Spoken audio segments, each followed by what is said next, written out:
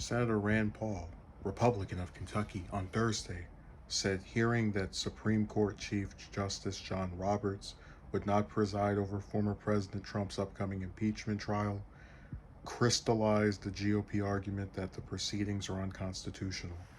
Paul emerged as a hero for Trump supporters this week after he used a little known procedural tactic, a privileged constitutional point of order, to strike a severe blow to Democrats' hope of convicting the former president on a House passed article of impeachment. 45 Republican senators voted this week to support Paul's motion that said Trump's impeachment trial is unconstitutional since he's no longer in office. We've long been aware that the constitutional motion is a privileged motion and that it could happen. We discussed it within our office, Paul told The Hill in an interview Thursday. What really crystallized it for me is that about a week ago we were on a Republican conference call and they said the Chief Justice wasn't coming. Myself and others were like, oh my goodness, the Chief Justice is not coming? That's huge. Huge signal that there's something wrong with this proceeding, Paul said, recounting the conference call on January 21st, the day after Trump left office.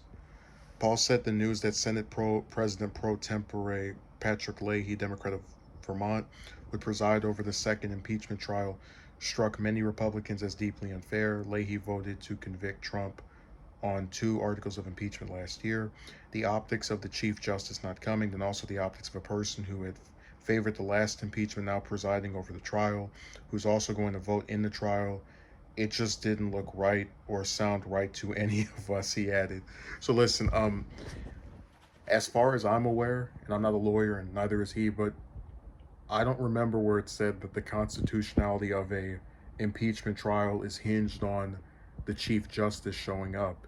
And I also have never heard that if the person's no longer in office, they have immunity from being impeached when the impeachment started before their term ended. But what I really hate about this, right, is that Rand is someone who I agree with on international issues, so I try to not, I guess, speak disparagingly of him too much. But these Republicans are all people who voted to acquit Trump last time during the previous impeachment.